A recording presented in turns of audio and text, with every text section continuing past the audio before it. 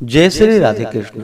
आइए आज आप सब जानेंगे वर्ष 2025 चैत्र पूर्णिमा कब है, किस दिन व्रत को धारण किया जाएगा, गंगा स्नान दान का कार्य कब किया जाएगा।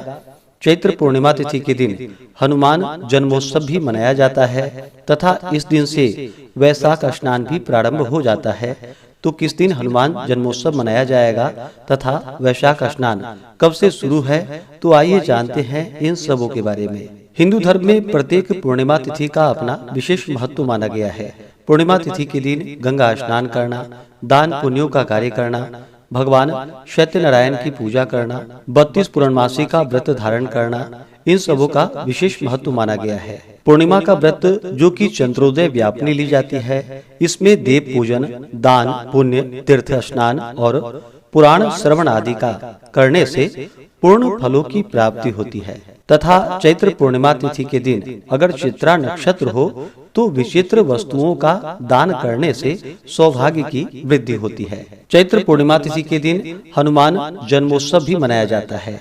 वैसे हनुमान जन्मोत्सव के लिए कुछ पुराणों के अनुसार जो कि कार्तिक कृष्ण चतुर्दशी तिथि के दिन हनुमान जन्मोत्सव मनाया जाता है, तो बहुत से जगहों पर चैत्र शुक्ल पूर्णिमा तिथि के दिन हनुमान जन्मोत्सव मनाया जाता है।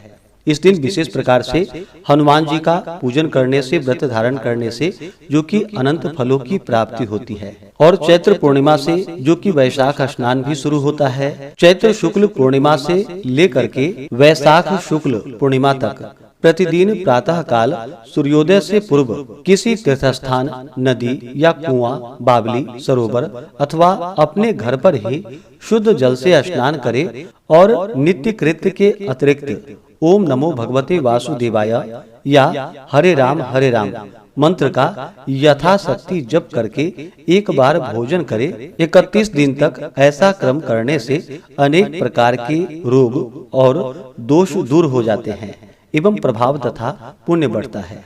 तो आइए जानते हैं चैत्र पूर्णिमा तिथि के शुभ मुहूर्त के बारे में। चैत्र मास की पूर्णिमा तिथि प्रारंभ समय 12 अप्रैल 2025 दिन शनिवार सुबह 3:23 और पूर्णिमा तिथि की जो समाप्ति है वह 13 अप्रैल 2025 दिन रविवार सुबह 5:52 पे पूर्णिमा तिथि की समाप्ति है। तो चंद्रोदय व्यापनी के अनुसार सभी भक्तजन पूर्णिमा का व्रत 12 अप्रैल 2025 दिन शनिवार को धारण करेंगे और इस दिन सुबह से ही पूर्णिमा तिथि शुरू है, तो इस दिन गंगा स्नान, दान पुण्यों का कार्य आदि किया जाएगा तथा हनुमान जन्मोत्सव मनाया जाएगा और इस दिन से वैशाख स्नान भी शुरू हो जाएगा।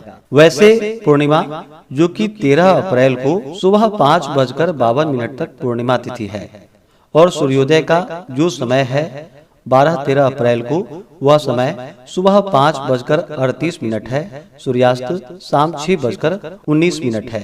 तो इस दिन सूर्योदय तक जो कि पूर्णिमा तिथि ही 13 अप्रैल को रहेगी, तो आप चाहे तो 13 अप्रैल को भी ब्रह्म मुहूर्त के समय में गंगा स्नान का कार्य कर सकते हैं। वैसे 12 अप्रैल को इन सभी कार्यों के लिए समय प्राप्त हो रहा है, तो विशेष करके 12 अप्रैल को ही स्नान दान व्रत आदि की पूर्णिमा है। 12 और 13 अप्रैल को ब्रह्म मुहूर्त का जो समय है वह समय सुबह 4:29 से सुबह 5:14 तक होगा। 12 अप्रैल को चंद्रोदय का जो समय है वह समय शाम 5:53 होगा। राहु काल का समय सुबह 8:48 से सुबह 10:24 तक होगा। राहु काल समय के दौरान कोई भी शुभ कार्य या नया कार्य नहीं करना चाहिए, इस बात का ध्यान रखिए। अभिजीत मुहूर्त का समय 12 अप्रैल को सुबह 11:56 से दोपहर 12:48 तक होगा। विजय मुहूर्त का समय दोपहर 2:30 से दोपहर 3:31 तक होगा। अमृत काल का समय सुबह 11:23 से दोपहर 1:11 तक होगा। गोधूली मुहूर्त का समय शाम 6:44 से शाम 7:06 तक होगा। 12 अप्रैल को नक्षत्र जो कि हस्त नक्षत्र होगा शाम 6:08 तक। उसके बाद चित्रा नक्षत्र होगा जो कि चित्रा नक्षत्र में विचित्र वस्तुओं का दान करने का विशेष महत्व माना गया है। योग व्याघात होगा रात्रि 8:41 तक। उसके बाद हर्षण योग होगा। पूर्णिमा तिथि के दिन चाहिए कि सुबह ब्रह्म मुहूर्त में उठ करके नित्य क्रियाओं से निवृत्त होकर के स्नान आदि का कार्य करे। इस दिन गंगा नदी में तीर्थों आदि जगहों पर जाकर के स्नान करे। वहां स्नान न कर पाए तो घर के नहाने के पानी में ही थोड़ा सा गंगा जल मिला करके स्नान करे। शुद्ध वस्त्र धारण करके भगवान सूर्य नारायण को अर्घ्य प्रदान करे। और जो भी व्रती हैं उन्हें व्रत अगर 32 पूर्णमासी का करना हो या भगवान सत्यनारायण की पूजा करनी हो तो उन्हें व्रत का संकल्प लेना चाहिए और दिन भर उपवास रहते हुए व्रत को धारण करना चाहिए। जो उपवास नहीं रह पाते हैं, जिनका स्वास्थ्य सही ना हो, तो आप एक समय फलाहार ग्रहण करके व्रत को धारण करें। और इस दिन 32 पूर्णमासी का व्रत करने वाले दिन भर उपवास रहते हुए शाम को चंद्रोदय के समय में भगवान विष्णु, माता लक्ष्मी, भगवान शिव, माता पार्वती का पूजन करें और चंद्र देवता को अर्घ्य प्रदान करने के बाद यह व्रत पूर्ण माना जाता है। इस दिन हनुमान जन्मोत्सव मनाया जाता है, तो पूरे विधि विधान के साथ चैत्र पूर्णिमा को हनुमान जी का जन्मोत्सव मनाए, इनका पूजन करे। इस दिन हनुमान चालीसा, सुंदर कांड आदि का पाठ करे तो इससे अनंत फलों की प्राप्ति होती है। पूर्णिमा तिथि के दिन जहाँ तक हो सके नदी, सरोवर, तीर्थ, मंदिरों आदि जगहों पर पीपल वृक्ष के नीचे, तुलसी वृक्ष के नीचे दीपक जलाएं, दीप का दान करें तो इससे अनंत फलों की प्राप्ति होती है।